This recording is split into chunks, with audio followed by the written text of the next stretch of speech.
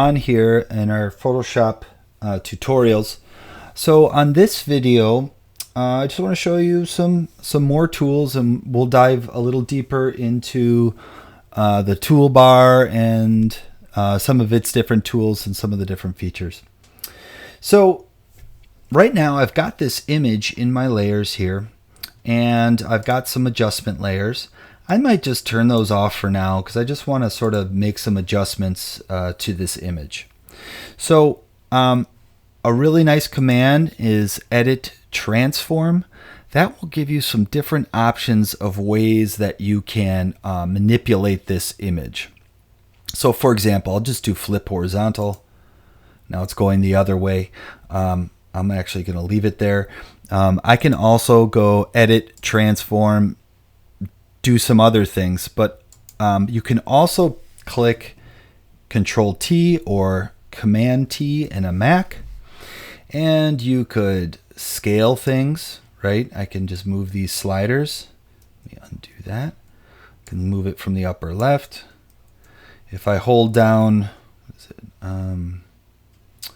Command or Control and move this, you can see what that does. That's pretty cool. So holding down Command or Control, moving this around, you can see sort of what I can do to this thing. If I hover over one of the corners, I can get that sort of curved arrow, and I can actually rotate this. All right, move it around, and I'll just hit Enter when I'm done. Now, I've made some adjustments to that layer, to that particular image, but you know, my canvas is what my canvas is. So it's cutting off some of the image. So this sort of border here is my only window into that image. So that's sort of why you're seeing that. Let me undo that. I'm going to undo one more. Just get back to that original image. So one other thing I just want to show you on here is you can play with all these and just sort of see what they do. Free transform is the one we were just in, which was Control T or Command T. So under transform, I'll just go to like distort here. This one's kind of useful. I use this all the time. This is where you can just sort of grab all these different points and just do whatever you want to with them. Okay, you can like mess with images to look like they're in perspective, almost like I'm doing here. I'm going to hit escape just to get back to that image. So one thing to keep in mind is you always have to have the image selected that you're sort of manipulating. So I'm manipulating this Gaudi image, so that image is selected and no other image is selected. A lot of times students will be like, say, on this adjustment layer. You see it's selected over here. I don't even have it on. But now they want to go and do something cool to this Gaudi image. So they're like, oh, Control T, or it won't even let you on this one. So you have to be on the image. Let's see. There we go. But a lot of times you'll be trying to do something and Photoshop won't let you, and you're like, that doesn't do anything. Why can't I do anything? Always double check the layer you're on just to make sure you're on the correct layer. Okay, another cool setting in just the layers here I want to point out real quick is this one, opacity. So if I go in there, I can turn the opacity down and make my image more see-through. That's kind of cool. So I'm gonna go ahead and crank that again.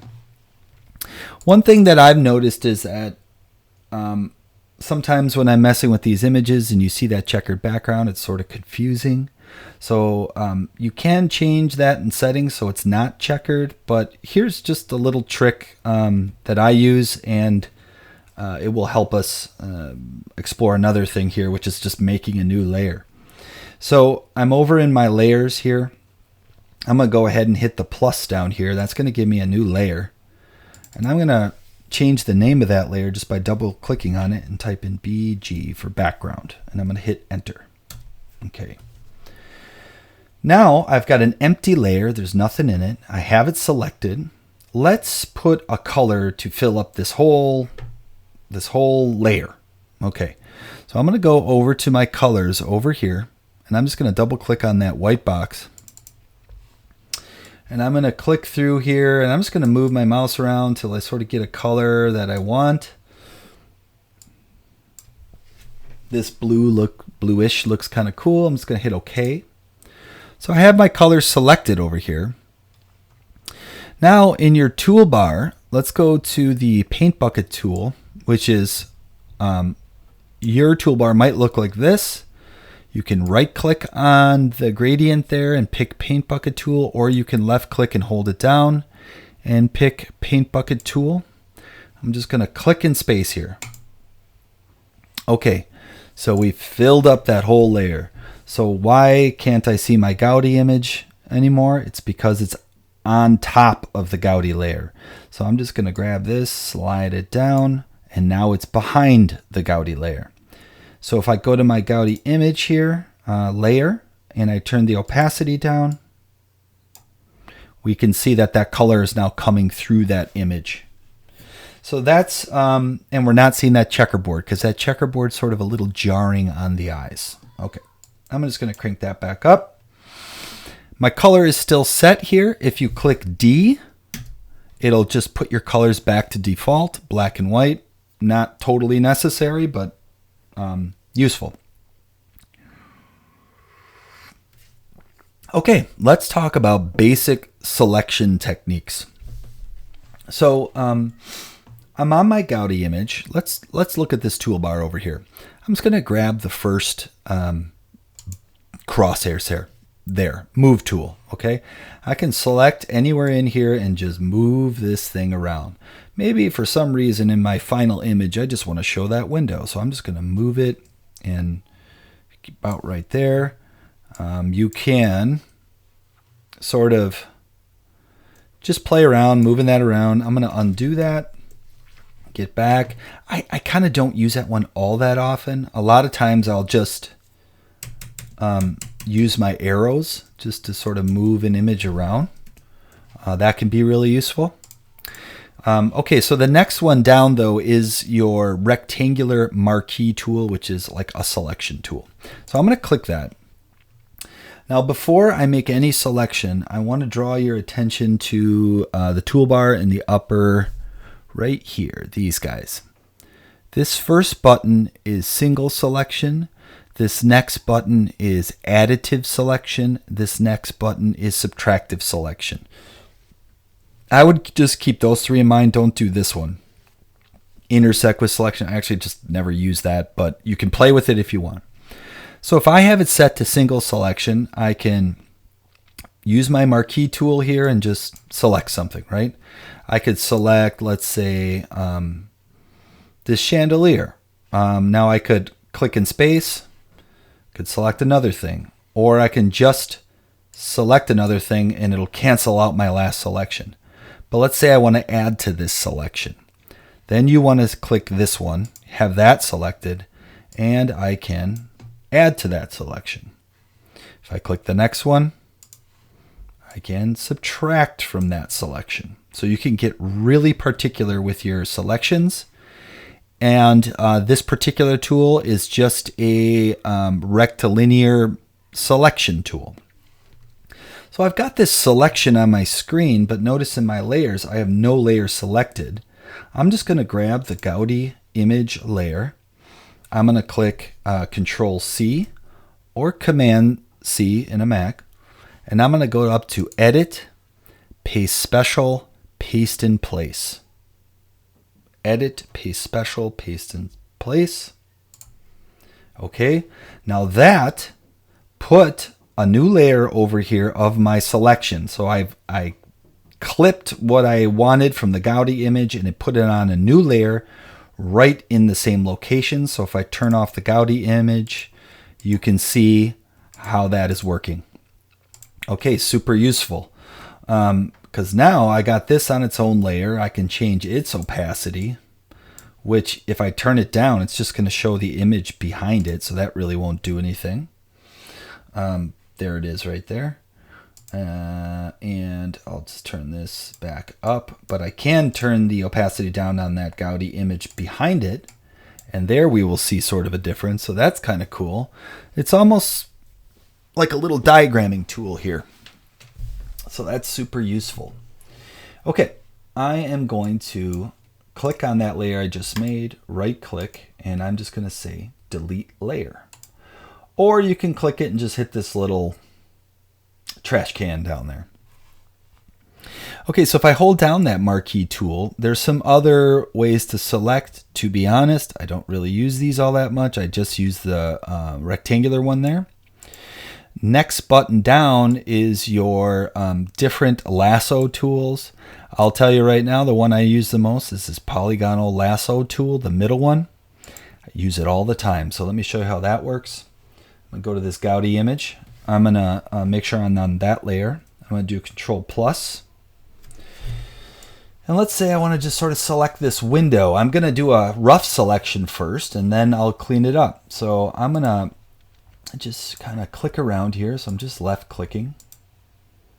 And then I'm going to double click. Okay, that's ends my selection, sort of closes the loop.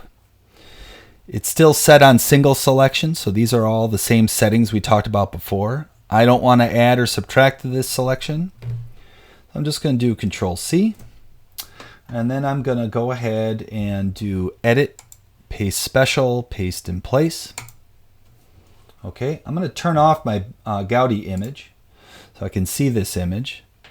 Now I'm going to zoom in again, maybe around like this corner. Now I could go to my lasso tool, and I can maybe make a more refined selection of my selection, or of my clip. So let's just do that much. See, I'm going to come out here and just make a selection like that, right? Now I'm on that layer. I'm just going to hit delete. So I can sort of clip out different parts of this particular layer. If you don't want to select anything, hit Control or Command D, and nothing is selected. Sometimes things are selected and you don't even know. So just do Command D, and that will take care of that. Okay, so I could continue on here and sort of refine it further. So delete again and work my way around. So sometimes it's really nice to do Command D here to deselect, to sort of highlight different areas of an image like this. So if I turn on my background image and turn its opacity down, right, I've sort of started, I'm going to keep going a little bit. I sort of kind of started diagramming out this this particular structural bay of this Gaudi project, which looks really cool. And Photoshop allows us to do that and be pretty particular with that. So that's nice. So Control minus, Control plus, I'm just zooming in and out. Okay, so I'm going to turn off that clipped layer, hit delete, and I'm going to bring the opacity back up on this Gaudi image. Actually, I want to show you one more thing. I'm just going to do Command or Control Z, bring that layer back. Let's do this. Let's grab our hue saturation level and put it in between these two layers. So what that's going to do is the hue saturation is only going to affect the Gaudi image and the BEG, but it's not going to affect this layer we just clipped out. So I'm going to click on the Gaudi image, turn its opacity way up, and then I'm just going to turn on the hue saturation. And I am going to, if you just, let me see, click on this part of the hue saturation adjustment layer. I double clicked on it. Let's see if I can do that again. Ooh, we don't want to do that yet. All right. Yeah, I double clicked on sort of this weird looking box there. Now I could crank that saturation all the way down. Now look what it does there. Keeps my clipped layer in color, and then it desaturates completely the image behind it. So super useful. Great way to diagram and enhance certain aspects of your renderings. Okay, I'm going to hold off on that magic wand tool, which is the next one down, but let's just go to crop tool here. So I'm going to just grab that. This does exactly what you think it does. So if you want to just take some part of your image, clip it a little bit, maybe cut out some weirdos in the background or something like that, When you're done, just hit enter, and we've completely changed the image.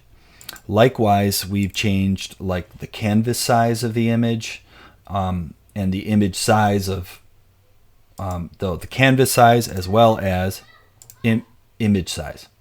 So really just clips everything, every layer clips everything off, but can be useful for sure.